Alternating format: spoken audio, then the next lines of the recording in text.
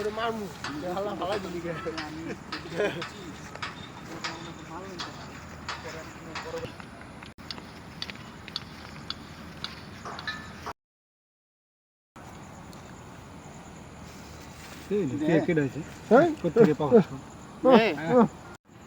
খুব থেকে পাগল ছাগল আছে সর দে একটু ওকে দে দে পাগল ছাগল করতে খাওয়া ফেলাই দিল হ্যাঁ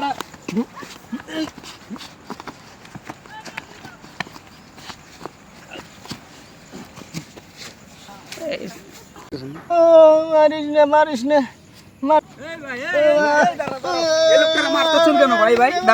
আরে ভাই খাবার নিয়ে ফালাই দিছে ভাই আমরা খাবার খাইতেছিলাম খাবারটা ফালাই দিছে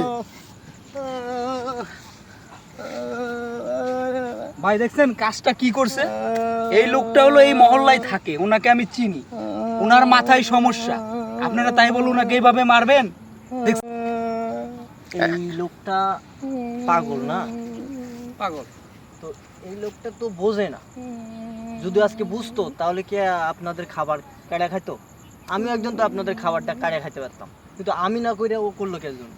ওর মাথার সমস্যা তো, পাগল। আজকে যদি উনার জায়গায় আপনি থাকতেন তখন আপনার কেমন লাগতো? আপনার তো সুস্থ শরীর, আপনার তো ভালো মানুষ, এখানে ওনার দেইকে এনে যদি আপনাদের খাবারটা তা দিতেন তাহলে আল্লাহ পাক খুশি হইতো। সেখানে আপনারা কি করলেন? তার আরো আঘাত করলেন। আপনি মুসলমান তাই না ভাই? আচ্ছা ভাই, আমরা বিষয়টা বুঝতে পারছি, ওনার সাথে যে ব্যবহারটা করছে আসলে আমাদের উচিত হয় নাই, তো আমরা আসলে বুঝতে পারি নাই যে আচ্ছা ঠিক আছে, পাগল হোক যাই হোক, যদি কোনো সময় এরকম পরিস্থিতির মুখে পড়েন তাহলে এই জিনিসটা মাথায় রেখে তার সাপোর্ট দিবেন, সব সময় তার উৎসাহ দিবেন।